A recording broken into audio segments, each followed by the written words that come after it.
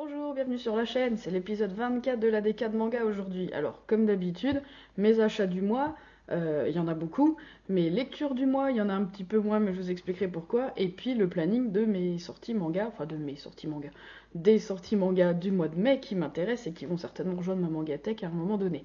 C'est parti!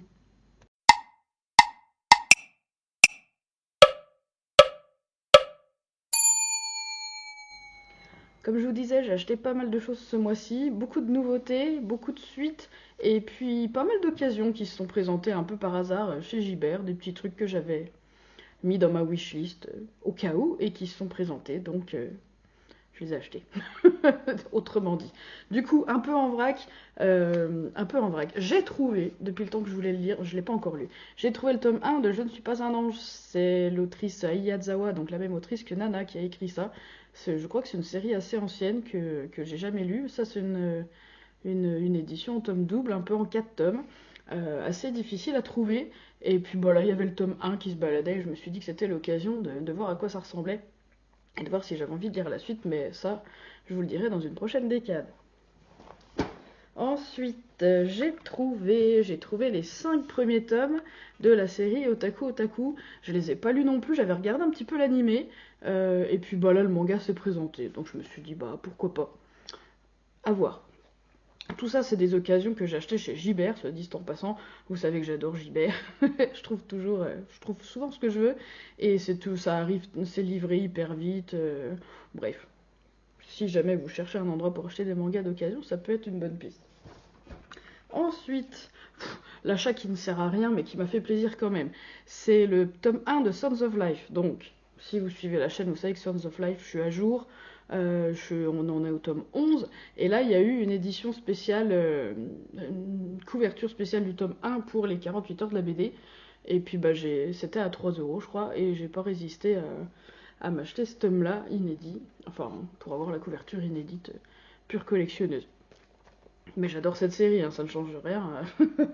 Mais est-ce que je vais lire ce tome-là? Je n'en sais rien. J'ai trouvé aussi, ça c'est une nouveauté, c'est le tome 1 de Studio Cabana. Et on en reparle... Ah non, pardon, j'allais vous dire on en reparle tout à l'heure. Alors je l'ai lu, je peux vous dire que j'ai beaucoup aimé, mais on en reparlera dans une vidéo dédiée à la découverte de nouveautés. Je sais, c'est déjà ce que j'ai... La dernière vidéo sortie sur la chaîne, c'était déjà des lectures de nouveautés avec... Je vous ai présenté 10 nouvelles séries où j'ai lu les 2 premiers tomes. Là, j'ai 10 tomes 1 qui se baladent et qui attendent que d'être lus, des sorties très récentes et des sorties plus anciennes. Je suis en train de les lire et ça sera la prochaine vidéo sur la chaîne, donc on reparlera de Studio Cabana à ce moment-là, mais si vous aimez les shoujo lycéens, j'ai beaucoup aimé moi en tout cas. Ensuite, j'ai acheté évidemment le tome 3 de The Blue Flowers and the Ceramic Forest. On en reparle tout à l'heure, parce que je l'ai lu. Ensuite, que j'ai acheté aussi le tome 5 d'Irayasumi, évidemment. Je l'ai lu, je l'ai dévoré dès que je l'ai acheté, donc on en reparle tout à l'heure également. C'est une suite aussi, le tome 3 se baladait tout seul d'occasion chez Gibert. C'est le tome 3 de Mobuko no Koi, oui, acheté les 2 premiers, j'avais lu le 1, j'avais plutôt bien aimé, mais j'étais pas transcendée non plus. Et donc le 2, 3, je les ai trouvés d'occasion, donc je pense que je vais m'y replonger, relire les 3 et voir un peu si je continue ou pas cette série-là. Et puis là, je me suis carrément trouvé. L'intégrale en 4 tomes de ce petit manga qui s'appelle qui s'appelle Le bleu du ciel dans ses yeux. C'était dans ma wishlist depuis un certain temps. Et puis voilà, là j'ai trouvé l'intégrale en 4 tomes en état très raisonnable. Chez Gibert encore. Donc ça fera partie. Je vous prépare à l'occasion une une vidéo spéciale série courte parce que j'en ai quelques-unes lues assez récemment ou à lire prochainement. Donc il y aura certainement à un moment donné sur la chaîne une vidéo spéciale série courte. Ce que j'appelle série courte, c'est jusqu'à 5 tomes maximum. Voilà. Ensuite, j'en ai partout autour de moi. Je vous avais dit, enfin en tout cas, si vous avez vu la dernière vidéo sur la chaîne, la découverte des tomes 1 et 2, je vous avais dit que j'avais quand même eu un quasi coup de cœur pour Blue Period, donc je me suis trouvé d'occasion les tomes 3, 4, 5, 6, ils sont pas dans l'ordre, c'est pas grave, que je lirai certainement assez bientôt. À propos de séries courtes, j'ai trouvé aussi l'intégrale en 3 tomes de Comme sur un nuage. Ça a l'air tout choupi, pareil, j'ai pas encore lu, mais en tout cas voilà, ils sont en très bon état, ça a l'air tout choupi. Donc je sais que ça va me plaire à un moment donné de lire ça, mais c'est pas pour tout de suite, tout de suite.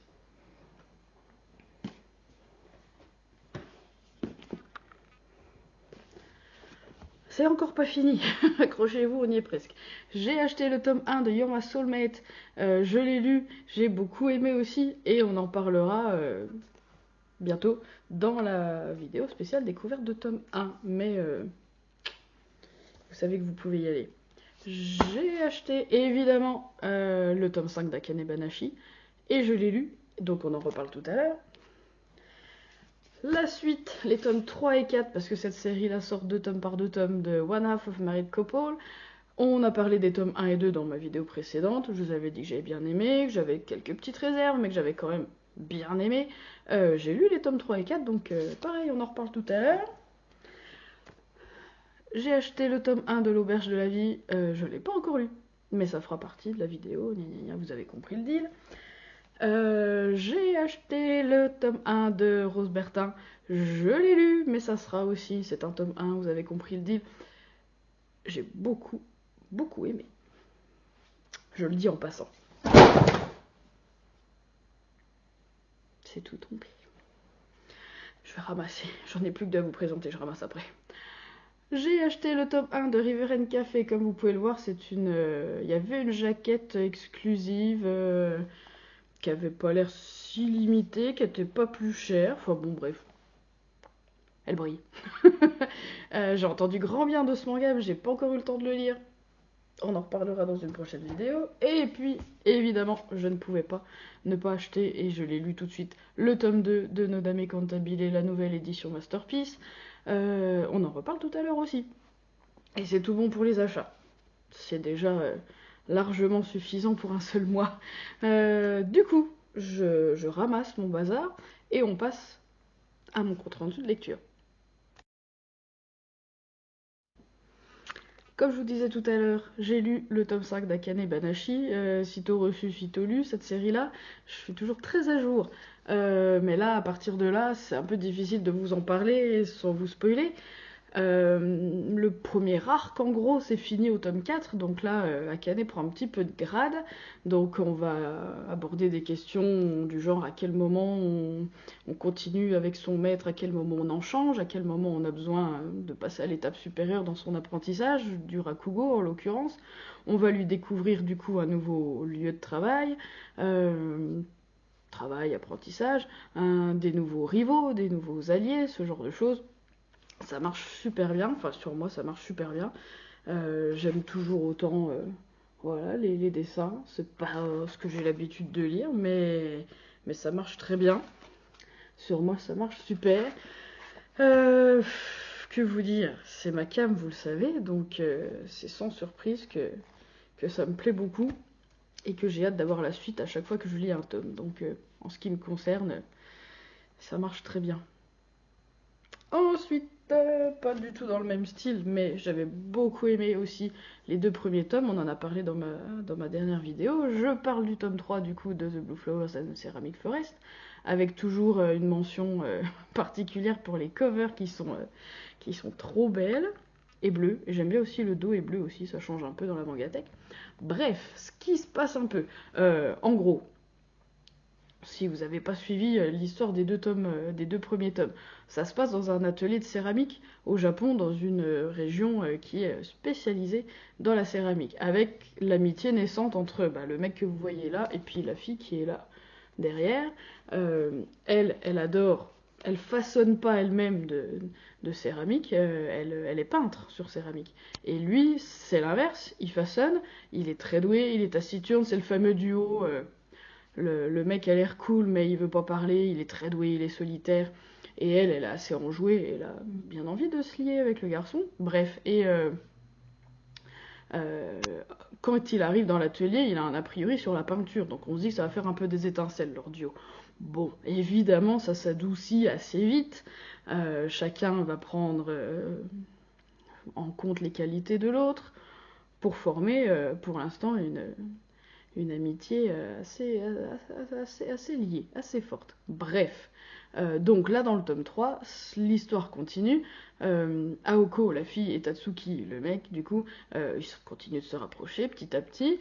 Ils ont déjà fait une conception d'assiette en unissant leurs talents, c'est un succès, donc forcément ça les rapproche. Chacun réfléchit un peu aux autres facettes du métier, c'est très intéressant, c'est assez instructif aussi sur cette partie-là de la céramique. Moi j'y connais rien, je trouve ça passionnant. Ce qui se passe dans ce tome-là, c'est que chacun d'eux se retrouve face à un traumatisme de, un traumatisme, je peux pas vous en dire plus, je vais m'arrêter là. Et il va falloir en parler, il va falloir l'expliquer à l'autre, il va falloir l'affronter. Donc c'est assez intéressant psychologiquement, je trouve ça assez cohérent. Ça se passe très bien. Au niveau graphisme, c'est assez simple, c'est assez carré. Enfin, c'est moins.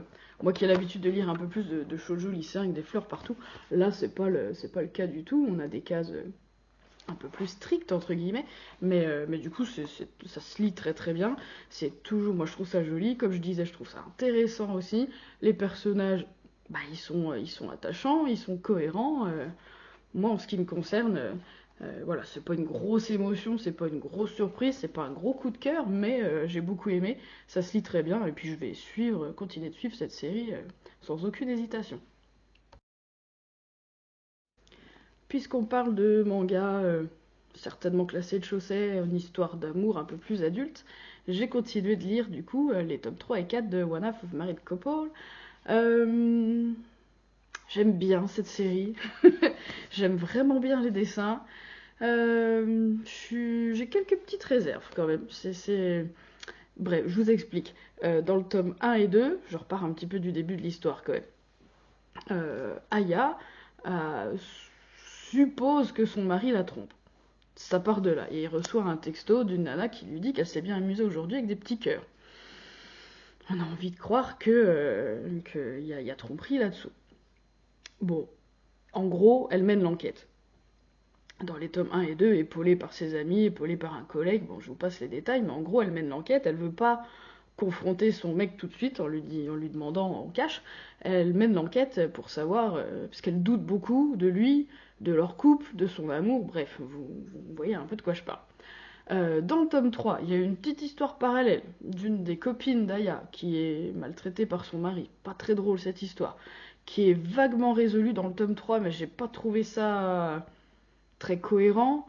J'ai trouvé ça un peu facilement résolu. Soit on rentre dans ce sujet-là, des violences domestiques, soit on n'en parle pas. Mais là, j'ai pas trouvé ça très cohérent. Ça m'a mis un petit peu mal à l'aise ce chapitre-là.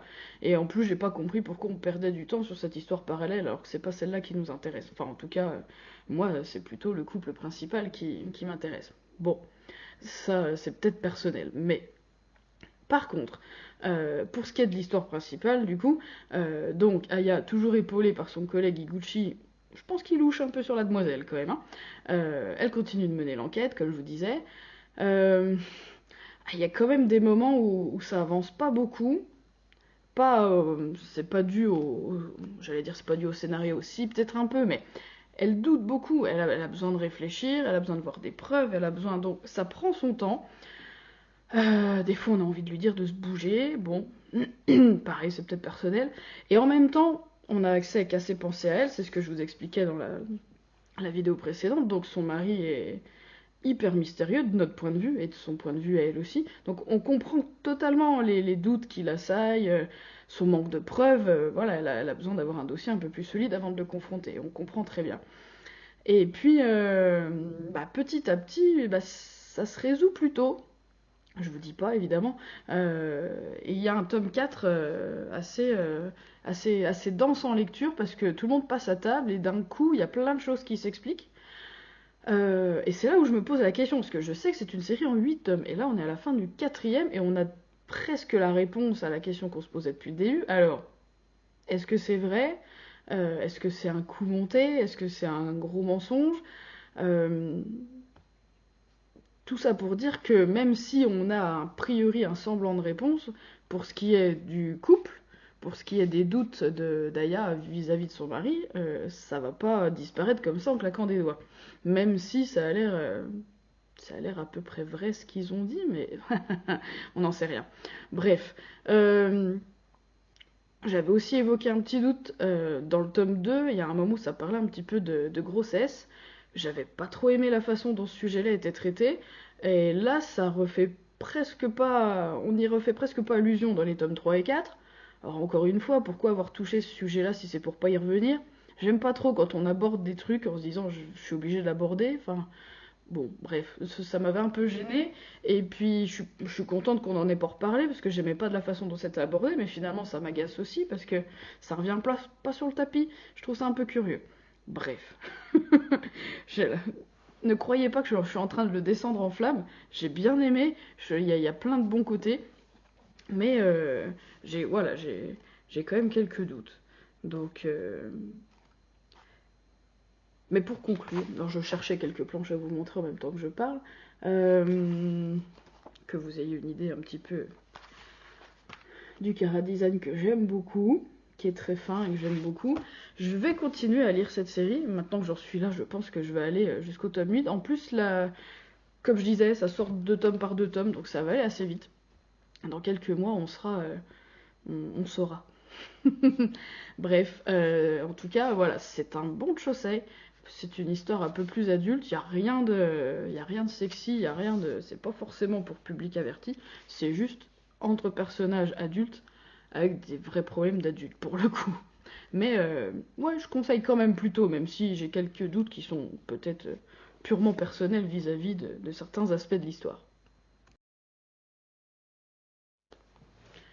Évidemment, j'ai lu le tome 5 d'Irayasumi. Encore une fois, ça, c'est comme Akane Banashi, hein, sitôt reçu, sitôt lu. Je... Bref, vous savez mon amour pour ce manga. C'est toujours un bon tome. J'ai vraiment passé un bon moment. Il y a des moments assez attendrissants dans ce tome-là aussi. Il y a des moments de vie un peu plus difficiles aussi, finalement. On découvre quand même quelques facettes un peu moins roses que ce qu'on nous avait laissé croire au tome 1, où c'était juste un éloge de la vie simple, sans tracas. Bon, c'est difficile de les éviter hein, quand même. Donc, euh, la petite réserve que j'ai, c'est que au tout début, je reviens au tome 1 qui m'avait quand même laissé une vraie impression de coup de cœur, quoi. Là, on n'y est plus tout à fait quand même. Au fur et à mesure de tous les personnages secondaires qui ont été introduits dans l'histoire, là, presque chaque a droit à son chapitre ou à sa petite histoire. Et du coup, moi, je crois que je préférais quand c'était centré sur Hiroto et sa cousine. Je crois que c'était ça que je préférais. Et là, on s'en éloigne de plus en plus. Alors, on les voit quand même, hein. Me faites pas dire ce que j'ai pas dit non plus. On les voit quand même, mais en plus, il y a du changement qui s'opère chez eux. Et c'est à peine effleuré. Moi, j'avais envie qu'on se concentre sur eux. Donc, c'est la seule petite réserve que j'ai. Mais ça marche, je veux dire, ça marche, j'ai été émue, je trouve ça, voilà, je trouve ça joli, c'est des vraies questions sur la vie, non, c'est joli, c'est au Japon, il y a les cerisiers en fleurs, et plus, non, on est bien, regardez comme c'est choupi. On est bien, c'est une bonne lecture agréable, voilà, moi c'est la seule réserve que j'ai, je préférais quand c'était centré sur Hiroto, que je trouvais très attachant comme garçon, et sa cousine Natsuki aussi. On verra quelle tournure ça prend par la suite. Mais les personnages secondaires sont super aussi. Hein. Bon, voilà. Donc j'ai bien aimé. Et évidemment que je continue de lire Irayasumi, sans aucun doute. Et pour finir, un de mes mangas préférés quand même. Nodame Cantabile, le gros tome 2, comme je vous disais, édition Masterpiece. Comment vous dire? Juste pour résumer, c'est la vie d'étudiant en université de musique, comme vous pouvez le voir sur la cover. Donc là, on a Chiaki, le personnage principal, qui, justement, dans le tome 2, ça progresse un peu cette histoire. Il est pianiste, il rêve de devenir chef d'orchestre, et là, il se trouve qu'il va avoir l'opportunité de diriger. Sauf que diriger, c'est une chose, diriger qui, c'en est une autre, et là, il se trouve avec un orchestre des plus farfelus sous l'égide d'un mentor, des plus farfelus aussi, c'est vraiment le mot, hein. Farfelu, c'est le tome 2. C'est comme ça que ça se passe, mais c'est drôle, musicalement c'est quand même réaliste, donc Évidemment, c'est un petit peu exagéré, mais ça, non, non, ça le fait. C'est pas magnifique visuellement, mais c'est quand même un manga euh, de tranche de vie musicale drôle, même s'il y a peut-être une romance qui va se mettre en place, mais c'est vraiment pas le truc le plus important, je crois. En tout cas, voilà, l'histoire avance. L'histoire avance, Chiaki va diriger, ça va lui donner du fil à retordre, mais des belles opportunités musicales aussi, donc voilà, c'est très intéressant, c'est drôle. Moi, finalement, je sais pas si je suis très fan de cette édition Masterpiece, que je trouve quand même magnifique, mais c'est la première fois que je lis un manga dans un gros format comme ça. J'ai pas trouvé ça hyper pratique. Et puis je regrette un petit peu, celles-là sont belles, mais je crois que je regrette un peu les covers colorés de l'édition simple. Bref, vous allez dire, je suis jamais contente. Je suis très contente que Nodame soit réédité, que je puisse enfin découvrir la fin de cette série que j'ai jamais pu lire à l'époque parce que les tomes n'étaient pas facilement trouvables. Bref. Et en plus, du coup, il y a des gens qui en parlent, et ça, pour un manga que je défends et que j'ai l'impression qu'il n'était pas très connu, je suis quand même très contente qu'il revienne un peu sur le devant de la scène. Et voilà. Personne ne s'affole pour Nodame, à part moi peut-être. Mais en tout cas, moi je vous le vends si vous avez envie de lire, si vous aimez un peu la musique. J'allais dire si vous avez envie de lire, si vous avez envie de rire un peu, si vous avez, voilà, si vous avez envie de voir un peu les dessous de la musique classique, c'est assez réaliste. Je vous le conseille, largement. Du coup, pour les lectures, c'est bon. Enfin, c'est bon pour celles que je vous présente maintenant. Comme je vous disais, j'ai lu quelques tomes 1 et des belles découvertes dont on reparlera très bientôt du coup. Et puis bah, pour le dernier segment de la vidéo, on va passer aux sorties manga de mai. Comme d'habitude, je vous mettrai les covers des tomes dont je parle là. Si je la mets pas, c'est que certaines ne sont pas encore disponibles. En tout cas sur l'appli Manga Collect, moi c'est là que je me base. Du coup, au niveau des séries dans lesquelles je suis à jour, au niveau achat tout du moins, il y a le deuxième tome de The Bugle Call qui sort. J'ai pas encore lu le 1, mais du coup, c'est fort probable que j'achète le 2 quand même pour les lire les deux d'un coup, à voir. Il y a le tome 3 de L'amour est dans le thé, ça c'est super. Je vous en ai déjà parlé, j'ai adoré les deux premiers tomes, donc je suis très contente que le 3 sorte. Il y a les tomes 5 et 6 de Bluebeam Girls, j'ai pas lu, c'est une série qui sort par deux tomes aussi. J'ai pas lu 3 et 4 encore, mais j'avais adoré 1 et 2, donc je vais très certainement les acheter et puis enchaîner la lecture de tout ça. On en parlait tout à l'heure, Sons of Life, le tome 12 qui sort, je suis très contente. Pareil, c'est comme Akane Badashi, comme Hirai Yasumi, c'est vraiment mes séries du moment. Je me jette sur les tomes dès qu'ils sortent, donc là, Sons of Life tome 12, oui, ça va être lu immédiatement. Soit m'amuse, le tome 4, très contente que ça sorte. Il y a eu une petite pause, j'ai eu l'impression, dans le rythme là, mais j'avais bien aimé ce petit shoujo pas ouf non plus, mais je sais pas, il a un truc en plus qui me séduit et je suis bien contente que la suite arrive. Et puis, La fanfare au clair de lune, le tome 2, je vous avais présenté le tome 1, j'ai bien aimé, bien aimé. Ça parle encore de musique, hein, je suis désolée, mais j'avais vraiment bien aimé, donc je suis pareil. Je suis contente que le tome 2 sorte.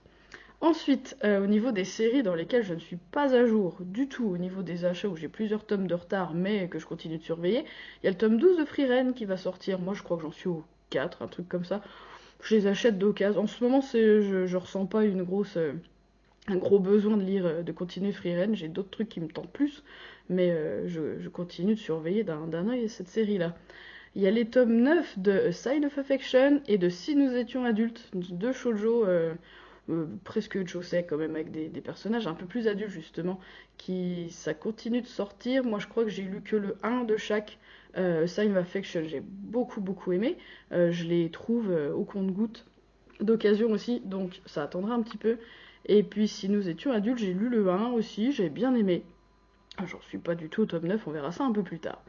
Céline, une vie parisienne, le tome 2. J'avais bien envie d'acheter le tome 1, ce que j'ai pas encore fait, mais est-ce que je vais pas en profiter pour acheter les deux premiers d'un coup? Pourquoi pas? J'attendais peut-être d'en voir plus d'avis sur YouTube, tout ça. J'ai pas vu grand chose passer, mais ça me tente quand même.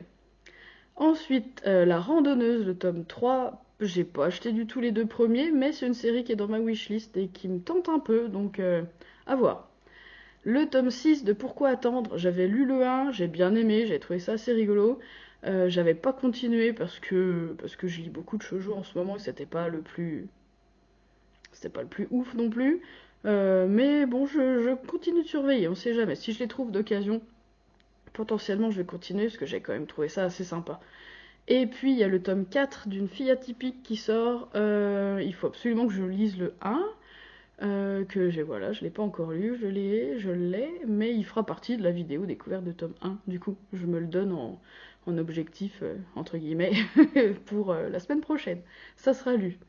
Et enfin, pour ce qui est des nouveautés de mecs qui me tentent un peu, il y a Tellement flou d'elle, ça a l'air d'un petit shoujo lycéen assez rigolo, pourquoi pas, à voir. Elle n'est rien qu'à moi, pareil, c'est un petit shoujo qui a l'air sympathique. Petite forêt, pourquoi pas, j'en sais pas beaucoup plus. Il y a des trucs comme ça que je mets dans ma wishlist et j'attends de voir un peu que d'autres gens les lisent et m'en parlent. Ou alors j'aurai peut-être l'occasion de le feuilleter en librairie, pas sûr. I Cannot Reach You, pourquoi pas. Ça fait partie des nouveautés qui, voilà, je peux pas me décider comme ça, mais ça fait partie de ma wishlist, à voir. Et puis un peu, ouais, un petit shoujo aussi, Crête pour moi Medaka, pourquoi pas, ça a l'air sympa. C'est encore un shoujo lycéen, c'est juste pour ça que je les achète pas tous, parce qu'il y en a beaucoup trop qui sortent, mais voilà. Quand je me fie à la cover, je me dis que ça peut être sympa. C'est un argument comme un autre. On verra ce que ça donne. Voilà, voilà pour les sorties de mai. Ça devrait aller. Ouais, ça fait quand même pas mal de trucs à acheter. Je vais pas acheter tout ça évidemment, à part les séries à jour, ça c'est sûr. Les autres, à voir. On met ça un peu en suspens pour le moment et on verra au fur et à mesure. Sur ce, et ben voilà pour moi, j'ai fait le tour de tout ce que j'avais à vous dire pour cette décade. Je vous souhaite de bonnes lectures d'ici la prochaine vidéo sur la chaîne et puis je vous dis à bientôt.